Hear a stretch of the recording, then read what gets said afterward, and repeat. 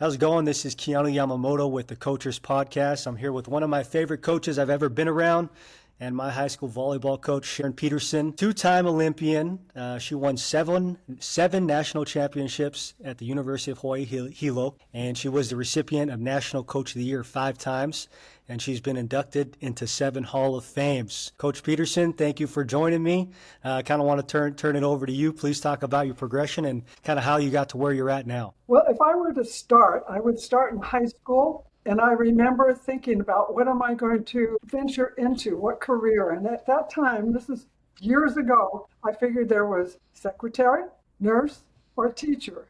And I thought, okay, teacher seems to be what goes with me. And then I'm thinking, wow, if I could be a physical education teacher, that would be awesome. So that was my start. So I decided that I would get a credential in teaching and to be a physical education teacher. But before that, I lived in Hermosa Beach, a couple blocks from the beach, and we used to go in the water. We used to ride bikes up and down the Strand. And then there was one volleyball court down in Manhattan Beach that we used to go down to and just play around.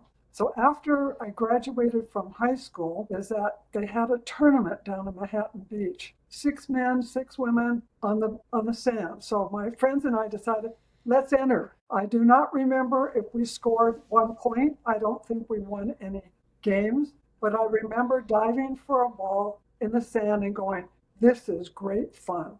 That's all I remember, that one sentence. So after the tournament, my teammates and I were sitting on the sand talking story, and a woman, Evie Stoughton, came up and said, would any of you like to be coached? And my friend and I said yes. That was the beginning. And I would say, these 2 yeses were so important to my journey. Yes to being coach and yes to getting a teaching credential. So that's where it started. And then as it progressed, it went through. I got my credential. I taught for about 1.5 years in the Long Beach district. And then I moved to Honolulu and I got a job at Punahou School. There I was a PE teacher, but they also required all PE teachers to coach. So that was my first experience of coaching.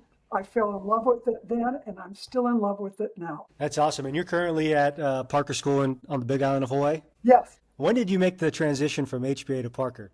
It's been about 3 years now. Okay. There you go. There you go. And kind of to go back, I know you coached, a while at University of Hawaii Hilo. So went to Punahou. And then what was the next stop? Can you kind of give me the timeline from Punahou to where you're at now? Punahou and moved to the Big Island, did some part-time coaching at HPA, and then I got the job at Hilo. Then I came back after retiring, got a job at HPA, and then 3 years ago, I transferred to Parker School. Out of those stops, what would you say was your favorite stop? Oh gosh, all of them. All of them for various reasons. Obviously, Hilo was a great place where I worked with some awesome local talent that were just unbelievable. And we had great success, as you said earlier. And, I learned a lot. And there was one situation where I read this little story. It was just a little story, but had big impact on me. And the story was, this woman was retiring from teaching after 30 years. So she's at her retirement party, having a great time when some reporter comes up and asks her, okay, so did you teach 30 years or 1 year 30 times? And that really hit me because I did not want any of my players to think that I was teaching the same stuff year after year for 4 years. So that really created a desire to learn and to give them new information every year. Yeah. That's a question that I like asking coaches, throughout your evolution as a coach. And I think you just kind of answered it. You never wanted to be the same. You always want to change. You always want to not be stagnant. At what point in your career, if there ever was a point where you're like, okay, I'm pretty good at this. I feel really comfortable at what I'm doing. I feel really comfortable with how I go about my business and my operation. Are you asking me that question? Yeah. Oh, okay. I haven't been there yet because I realized one of the quotes that I've recently found that said, you never can stop learning because the game never stops teaching. And so I think that that's important. If I am teaching, if I'm coaching, then I cannot stop learning because then my players will stop learning. So I've never been comfortable. I mean, I feel when you say comfortable, I feel comfortable knowing that I'm a pretty good coach, but I don't feel comfortable of just being able to sit back and rely on what I did the previous years. Yeah. I've never asked this and on the podcast, but it's a coach that I like, or the question I like asking coaches that I've been around, that I've coached football with. But to your point, you talk about always the wanting to learn and grow. And I like to ask the question, is football, so let's just say volleyball, is there a finite amount of information? No, because it keeps changing. Now, at my level, I would say I wouldn't be doing what they're doing at the Olympic level. But at my level, I want to try to. My thought is, and again, here's another quote that I love, see if I can get it right. It says, an ideal teacher, and I think coaching is teaching, is to use yourself as a bridge, encouraging your players to cross, and having facilitated their crossing, joyfully collapse, encourage them to build bridges of their own. And I would state that you are doing exactly that, is that you're building your own bridges from what your experiences were probably in all of your athletic endeavor. But that's the best part about it. What you learn and how you grew as a person and as a player now reflects on how you are proceeding in your life. Yeah, I appreciate that, Coach. Well, I kind of want to talk about, the why. You've been coaching for a long time. Like, why do you coach? I know you mentioned why you got into volleyball and how you dove for a ball. And like, this is a lot of fun, but you've been doing this for a lot of years. Yes, Why I do you have. coach? But I still love it. I still love working with players. I think of myself when I was, say, a teenager, what I didn't know and how much more I could have been if I had had a lot of the information that I'm not now trying to give to my players. So I think, I still love it. I still love being able to teach them things, whether they pick it up or not, that's their choice. But I want to lay it out like a buffet, all these different things, the mental part of the game, the emotional part of the game, the physical part of the game, the strategy, the working as a team, all of these things, there's so many. And I just want to put them out there for them. And it's their choice whether to pick them up or to walk on by. Yeah. Coach, you have been one of my greater influences in life as far as a coach. And the funny thing is, I did not realize that until I left high school and maybe a little bit in college, but really when I got out of college, of everything that you did for us and the lessons that you try to instill in us. And I was kind of reflecting on this just the other day before we hopped on the podcast. I was just going back to some of our practices, and you would purposely, when we were doing a little intra-squad scrimmage, you would make terrible calls. And then I would look at you and probably said something stupid, because I said a lot of stupid things at that age. And you just gave me one of these, like, keep playing. And then we would go post-practice or pre-practice the next day, and we would reflect on that. And I thought that was one of the greatest things. And you would bring in these short stories. Still remember the gentleman who walked up the hill I can't remember what the exact layout of it, but he's talking about the cup being full versus not full, and you being receptive to learning and receptive to growing and adapting. So I don't want to keep going on a tangent. Going back to my question, you've been one of the greatest influencers of my life when it comes to coaching and leadership, but who has impacted you and who has been, some of your greatest influences? Well, first of all, thank you very much. It means a lot to me. And I've had other players who I haven't seen for 10 years and will come back and say, now I understand what you were trying to do. So that also gives me that energy to keep going on, because as long as I can possibly impact an individual in a positive way, then I want to be there. The other influences in my life, I would say the beginning was what not to do, because I started coaching and playing, first playing, but years ago, where the coaches were just volunteers, not a lot of information. And so I realized two things. One, you had to know your X's and O's. You had to know how to teach the game. And then the second one was you had to know how to connect with people, young people. And those two things were really important when I first started out. As I continued on, I had this one class at Sheila. It was a PE class, and I would teach the fundamentals, but I'd also bring in stories like you were talking about. And at the end of the semester, I think I just didn't want to make up a final exam. So I decided I would have them write what they learned. And I was really surprised because every single student said something other than I learned to pass, set, or hit. They talked about the internal growth and what they learned about the mental and emotional part of the game. And so that was really an important part to me because I felt that that was really something that youngsters, I'm talking youngsters, high school and college too, are hungry for, is to learning how to live life. And I would say now I am really influenced by Karch. I really love his stuff. I have his latest book, and he makes things very simple, and yet it really is something that I can use at my level, and you can use it at any level. And one of the things that I really liked, he said that you can be an elite player without the ball. So if you're on the court, you don't have to be the great one with the ball, putting the ball down, blocking the stuff, etc. You can be an elite player without the ball, which is so important, going job to job, supporting your teammates, and staying in sequence. And that's what makes a really good team, is when you can have people buy into that. A lot of times their habit is when they're not playing the ball, they kind of just kick back and watch. Guilty of that. Me too.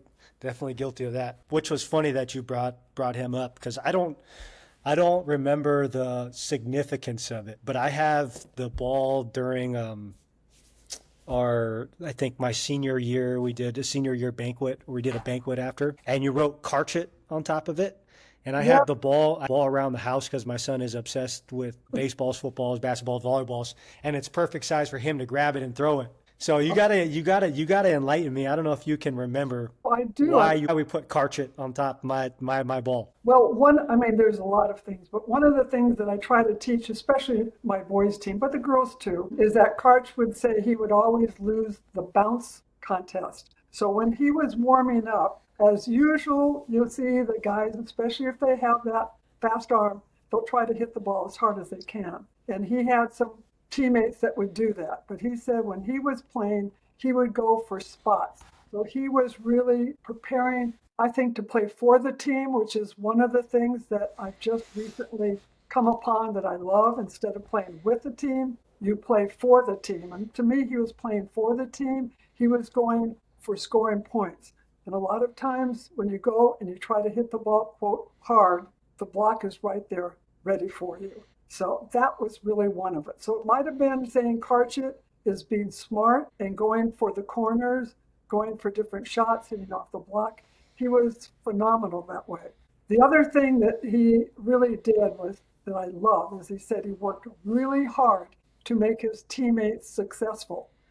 I'm going, wow, here this is a star. He's gold medalist, and that's his message. And his goal is to make his teammates successful. So that could be another Karch. And then Why do you?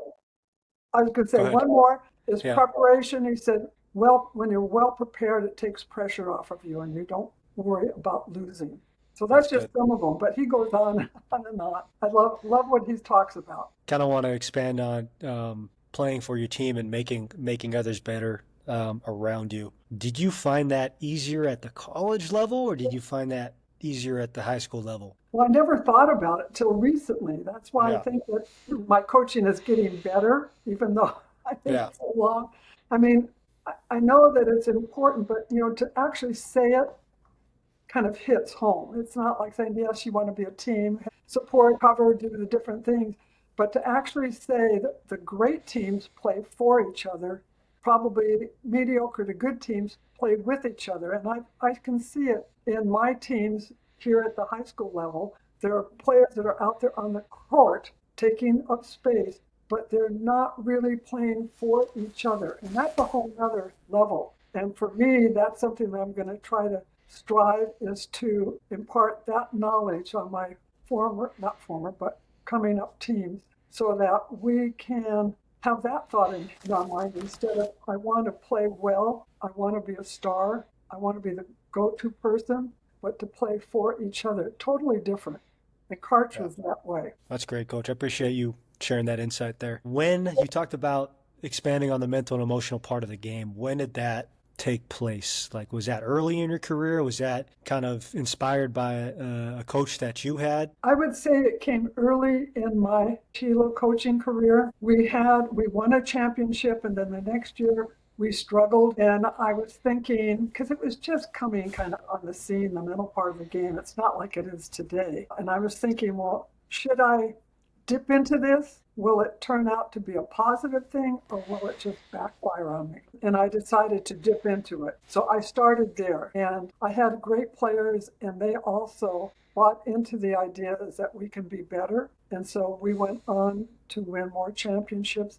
But I did every year change. We usually had a different theme. It was all based on either the emotional or the mental part of the game. And we kept kind of hammering at it, hoping that a little piece of it would enter into the brain. I was sitting at a coaching convention probably 2 years ago, right when I got to Oregon State, and our head coach pops up, and Coach Jonathan Smith, he's at Michigan State now. He talks about, and I could be butchering this, but he talks about, and he references a UCLA softball coach and talks about their failure response system. So after they make a play, after something bad happens, they do. So I can't remember what it was. I don't know if it was something simple like my bad or going back to the facts of, okay, there's 2 outs, 1 out, man on first, man on second. I can't remember what it was. But when I heard that speech, one of the first things I thought about was what you taught us back in high school volleyball when after the play's over, okay, now our focus is on the server, see it, hit. Right, which was kind of funny. I was like, God damn, she's been ahead of her time. She's been doing this for I don't know how many years. But that's what made me think of it. Like UCLA softball coach talking about failure response system. My high school coach was just talking about that, whatever, 10, 12 years ago, whenever I was playing high school ball. I was like, that's brilliant. But can you kind of expand on that? Was that your whole purpose behind the communication with serve receive? I know that it's really important. And first of all, I think it's called the perfect response. And I recently came upon this, and it says, no one can be perfect, but you can have a perfect response. And so just like you were talking about, what do you do if something bad happens, if you make a mistake? What do? Hang your head, or do you use your perfect response? So we tried this, I think it's this year, that we really tried to make it part of our strategy about being able to stay balanced, not only physically and mentally, but also emotionally, which is really important. There's a great quote. I'm so much into quotes. No, I love it. That's literally one of the questions I had written down. It was like, is there any quotes or acronyms that you want to share? Well, this one was John Wooden. See if I can remember it. It was He's a pretty good coach. Yeah, pretty good. About quickness. And he said, in order to have quickness, you have to have physical balance. But before you can have physical balance, you have to have mental and emotional balance. Otherwise, you'll start to hurry, and then you'll get activity instead of achievement. So that's a big part. I don't know how long ago I learned that, but it's been a while. So I think that's a big part of being able to try to stay out of activity and more into achievement.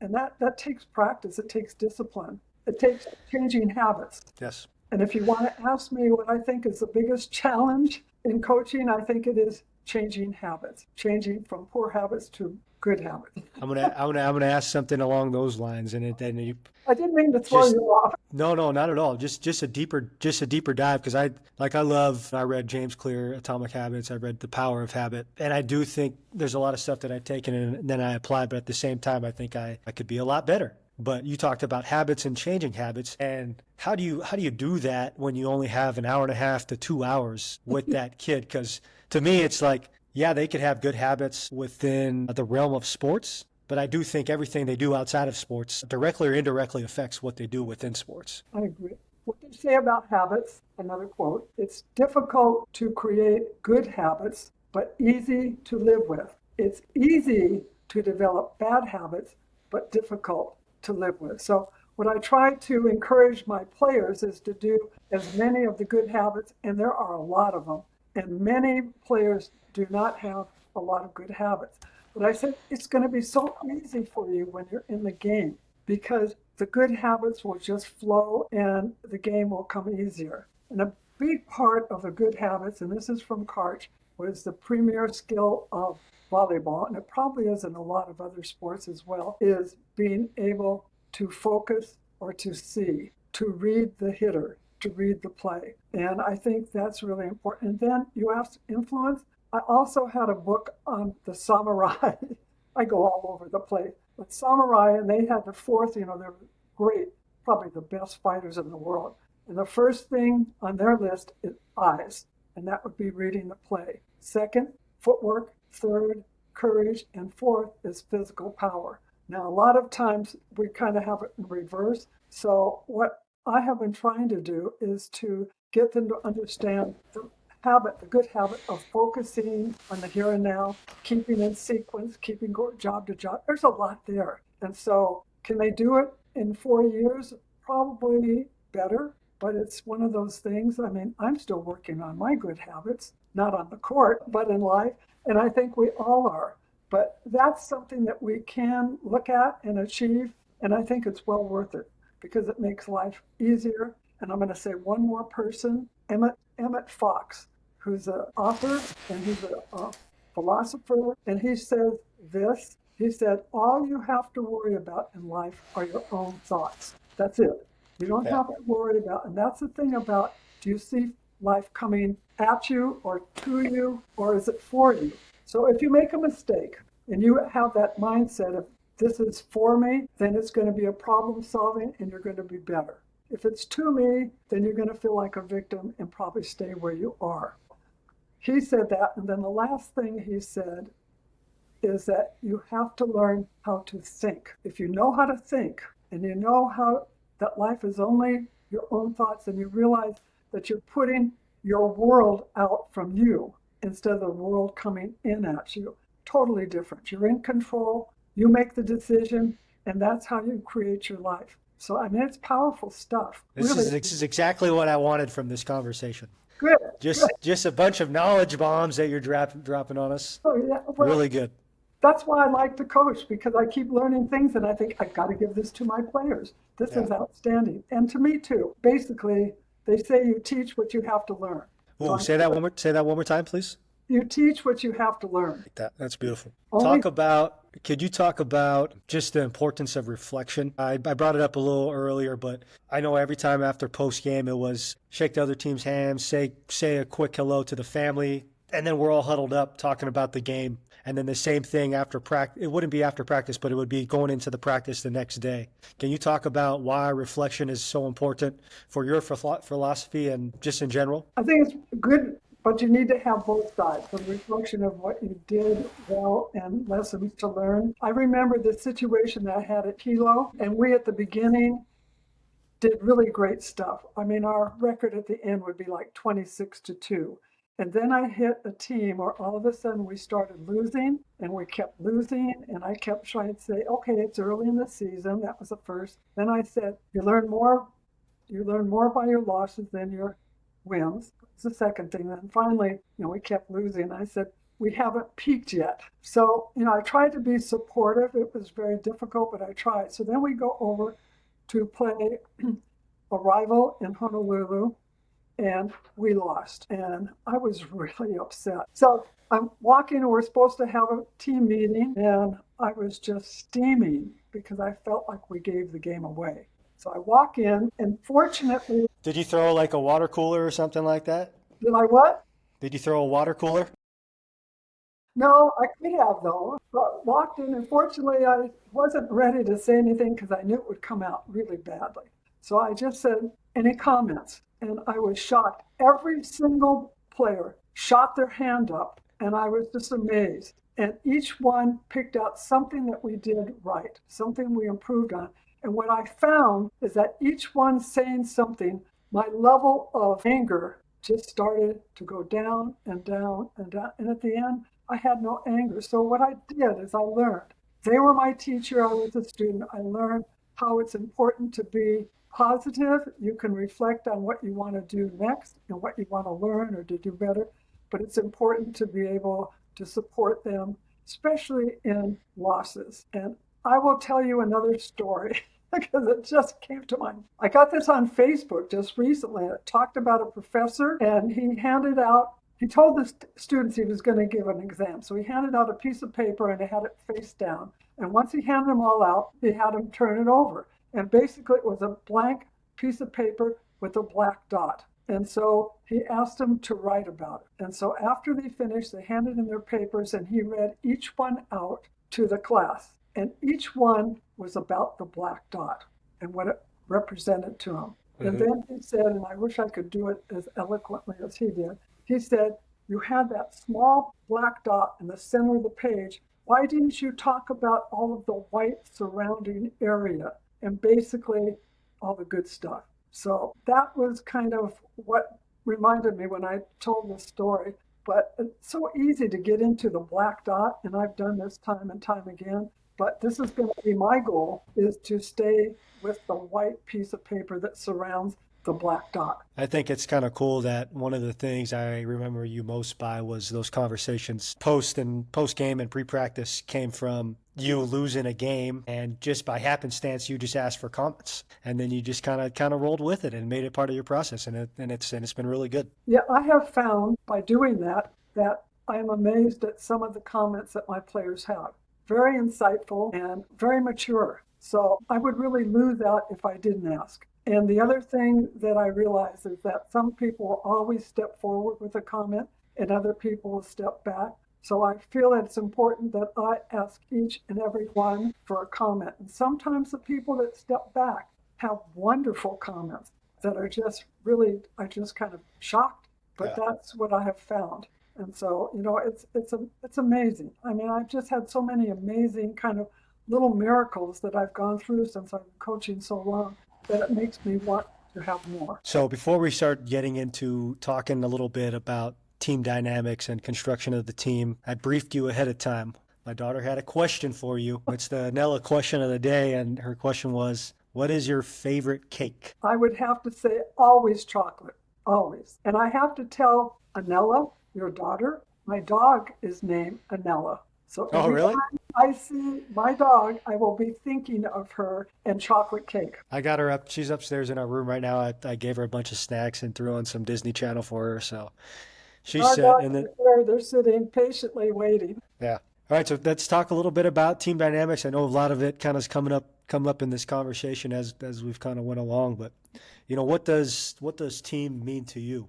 And I know that's a very broad statement, but I know you're going to give a great answer. What does team mean to you? Well, I was just going to keep it very simple. Team means individuals coming together, and together we will, or from me to we, but to bring a group of people together, and everyone has their own story. Everyone comes from different places, has their habits and their attitudes. And so, it's a real challenge to bring people together, and not just to make a team, but to make a good team, or the best team that you can make with this group of people. What would you say separates a great team from a good team? Well, I would say, again, do you come in to play with? A good team maybe plays with each other. A great team plays for each other. And I would say this, just being able to think about my last team, the boys' team at Parker, is I notice the way they walk in the gym. So that's my first indication. Are they going to be a good team, a mediocre team, or a great team? And so I make sure that I'm there, and if they come in, I have them come in and smile and have energy. So that's the first thing that you need for a great team, energy. And then it's kind of like some of them will get there early, and the net is set up so they'll get out there and they'll start warming up. To me, when I look out there, I see activity mostly, and not achievement. So I'll have to bring them over and say, if you're warming up, I still expect to see you achieving and not just having fun out there. Oh, I remember we would just set up the net just to see how hard we could hit the ball that given day. That's exactly right. So, it just goes along with that. They just have to be reminded about what achievement is, and just everything, energy. And one of the things I learned about a long time ago, and this was really interesting to me, it says, the only thing that you bring, or an athlete brings, to the practice is your effort. Everything else is given to you by your ancestors, your parents, your grandparents, your teachers, your coaches, your teammates. And the thing that you bring is your effort. So when I see them not bringing their effort, then I need to step in. And one of the things that you asked me about, what's a great team? And I would say a great team would make me feel like a third shoe, that I'm not needed. They set the tone, They set the discipline, and I'm there to do my job, but they are responsible for themselves. They take responsibility for themselves and for each other, for the team. So that to me would be a great team. Yeah. That's hard to do. And I also read where it says a great team is really powerful and yet very rare. And I think because the dynamics of bringing people together, the habits, all of the things that go into making a team, it's not easily achieved. I appreciate the answer. That's a great answer. There's sometimes when you say some things that was really good, and I'm trying to internalize it, then I'm just like, God, how can I come up with a question to that she could further expand on that? But you talked about energy. I mean, I do vividly remember you or Coach Tracy being close to the door when we walked in. If the nets weren't set up, we set up the nets, and like you said, achievement versus action. It was always trying to see if we could get the ball on the 10-foot line. It was always Of course it was. You wanted to win the bounce contest. Yeah, yeah, that's right. And I know we kind of talked about this already, and it's kind of answering the question already. We talked about kind of those reflection circles. But how else did you go about establishing, shared leadership within the team? Because as you just talked about, feeling like a third shoe, and that's how you knew it was a great team. How else would you go about trying to foster leadership within the team, empowering the players? May I say it one more time? I read something about there's a leader in every locker. I can't remember who wrote this. I think it was Dobbs. He has the Academy for, I think it's sports psychology, something like that. So I think that's really important is that you can ask players, how do you want to lead? What special quality do you have that you can give to the team? And I think that that's really important. I had this one player after I talked about player in every locker. She was one of the less skilled players, but great kid. And I can't remember exactly, it might have been that her thing was to bring the team together or to maybe say her first comment to the team, but she picked that up. Now, I don't remember anybody else doing it, but she did a great job. So she decided that she would take leadership. So I think I could do this better by making sure everyone takes leadership in one way. It could be a voice on the court. It could be smiling when we make a mistake. It could be making sure the team comes in and has energy. It could be a number of things, but that everyone participates. There you go. We talked about it a lot, kind of just throughout this, and you talked about always wanting to learn and always wanted to grow. But I like kind of asking, some of the football coaches that I've spoke with, what does their self-scout process look like? Are you thinking big picture, culture, philosophy, or you thinking X's and O's kind of first and foremost, and personnel in the off season? In the off season, I relax. I don't have, it's not like coaches where you're going year round. So I have some time to relax and to reflect, but we're starting in summer. And again, my thought is to give the players as much as I can, things that I would have loved to have known when I was a player back when I started playing, because I think I could have been a better player. I could have been a better teammate. You're a And two-time Olympian. I mean, how much well, I better do you want know, to get? but still there are things where I had my doubts, I had my fears, and if I had known that it's caused by my thoughts and not by what's coming at me, then I might have been better. If I knew that it's only a matter of learning how to think, I could have been better. I know I could have. Let's touch on that just a little bit more because obviously you've played volleyball at the highest level, and you talk about thoughts being so important. So even at that level, you were saying that you still felt some self-doubt. You didn't have the utmost confidence in yourself. Is that what you're kind of getting at now? Yes, because, well, when we went to the Olympics, we're an all-star team, and we didn't have good leadership, so we never were able to come together as a team. And the second time we went, we had somebody that knew the game but didn't connect with the players, and we had a little bit of chaos there. So there's things that we could have done, and for me personally, we didn't have all this stuff that you have, and the great quotes. Never had a great quote. I don't even know if I knew what a quote was back there. We didn't have all that stuff, so we just played, and we played. It was probably more activity, and we did the best job we could. But we weren't informed. And I think that was the beginning. It was definitely beginning. We got together like 3 months before the Olympics with an all-star team. Very difficult to do. Now they compete year-round. They train year-round. They have great coaches and great supportive staff. They have everything, and it's really amazing what they can do. Aside from winning, what other metrics do you use to define success as a coach? Besides winning, it's the personal growth, it's the learning. It's hearing from players who say, I really appreciate what you taught us because now I understand it. But I think, that kind of thing. We have like this situation. It's big to me, probably not big to anybody else. But I was talking about this one girl that I had. This is back at HPA, and she wasn't one of the best performers, but great kid. And she had an extremely hard time learning how to serve the ball over the net. I mean, 3 years, and I gave it my best, and my assistant coach gave it his best, and she just didn't have the rhythm. So I think it was in her senior year, and I had the team out practicing serves, and I said, see if you can serve 10 in a row, and that was the goal. So I gave them time, and I blew the whistle, brought them together, and I looked up, and I saw her face as she was coming in. I could tell that she was very upset with me. So I said, what's wrong? And she said, you didn't give me enough time to give my 10th serve in a row over the net.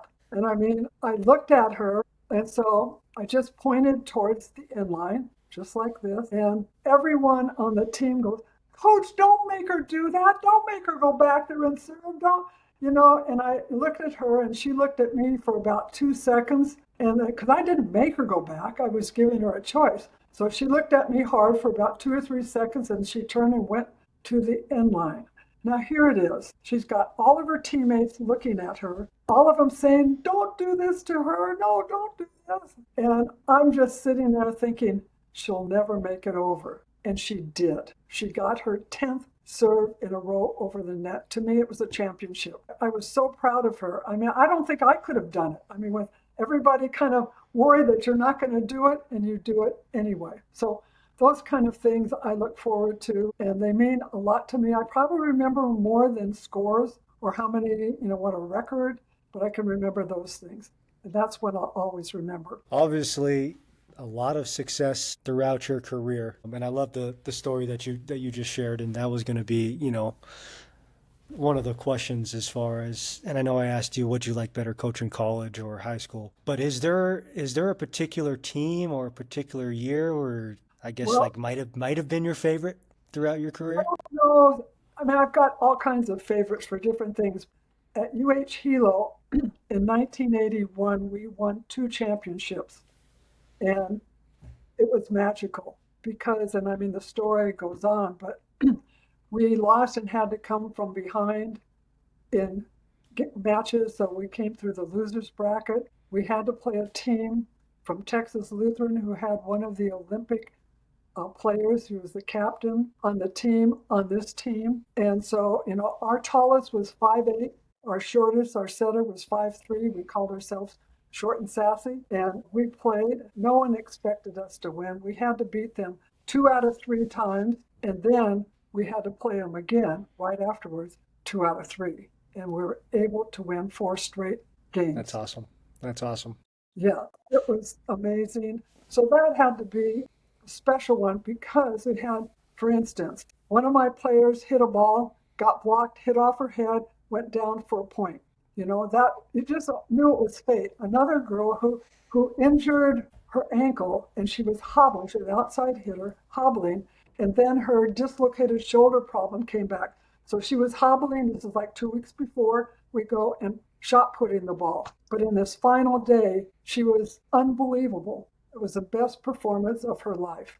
How did that happen? Don't know. Another player was sick, and she would look like she had the flu or something. And she came out, and I walked down, and they were in their rooms, and I had to take a double take because she looked pretty good. And she said, I feel much better. She washed her hair, dried her hair, felt better. And another one couldn't serve, but she could still hit the ball a ton. And so, here we go out. And then to have this happen, to me, it was an unbelievable event. But talk about toughness, they had it. So I would have to pick them if I were to pick one. But yeah. I've had great teams up and down. And it doesn't matter age or level. They all are really wonderful in their own way, and they have that magic in their own way. When you were when you're at University of Hawaii Hilo, how was recruiting back then? Like, where was the demographics of the team predominantly from Hawaii, or did you go out of state for talent? Well, we started with local, and Yeah. that was great until the local players started going to camps on the mainland, and and coaches realized how valuable and how talented the local talent was here. So they started recruiting. And so I lost a lot of the talent to the mainland teams. So at first it was wonderful, but then it got pretty tough because I had to recruit from the mainland and not as good as my first group because they were just unbelievable. I mean, Yeah. our first match at UH Hilo was against San Diego State. They were Division One. It's our first intercollegiate match, Division Two, and they had this player on their team, 6'2", and preseason was probably going to be nominated for All-American. And I had my 5'8" player go against her, and we ended up winning that match. And when I talked to this player, and I said, "How did you handle it? Blocking the 6'2" player." She said, "I looked at her," she said, "and I knew I could outjump her." See, there you go. That's what makes great teams or great thoughts. And she knew how to think. And she never looked across the net and saw anything other than weakness, and her strength was always there inside her head. I like that. Is your approach different with coaching a guys team versus coaching a girls team? I can probably have more fun with them. I can With the probably, guys or girls? the guys, they can take my humor. Sometimes they have to get used to it. Nowadays, I will say LOL just in case. I had this one player, and I gave him a bunch of hard times about, said, "I'm just joking, just joking." I'm starting to understand your jokes. So I would say that probably have to say the LOL. Other thing I want to mention, because I think this is hilarious, is since I've been coaching for so long, some of my material has aged as well. And so just this past season with my boys team, I saw something that I liked. It was like an image of changing the channel. And it was by a sports psychologist. So I bring him in. I'm talking about how it's important if you are fearful, you change the channel, change the channel. And I'm towards the end, and I'm feeling really good about giving them this information. And one of my players said, "We don't change the channels." And I said, "What do you mean you don't change the channel?" "We don't." And I started thinking, I said, "Well, you do a radio, don't you?" And I thought, "No, we don't do radio either." So, it was really funny. I realized now it's the remote. They do not change channels. So it was one of those things that I had to learn the hard way, that as I get older, so does my material, and I have to make sure it's current. Yeah. How many more years? Oh, don't tell me. So, 15, 20? What are we thinking until retirement?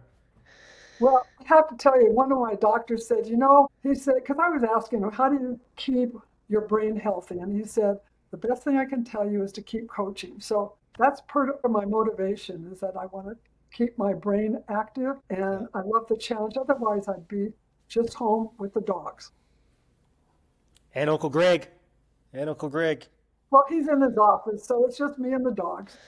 Gotcha. Well, Coach, I really appreciate your time and your insights. Is there anything else that you want to share with us? Any quotes, any stories, before we kind of wrap things up here? Well, I'm sure I have 1,000 things, but I can't think of anything right now. So I've given you quite a bit of my quotes, but I would think one is, I just want to say how very impressed I am of you. And I just mean that from the bottom of my heart, because you have really crossed the bridge and are making so many bridges of your own, not only with your career, but with your family. And with Oh, Anella, having her part of your podcast.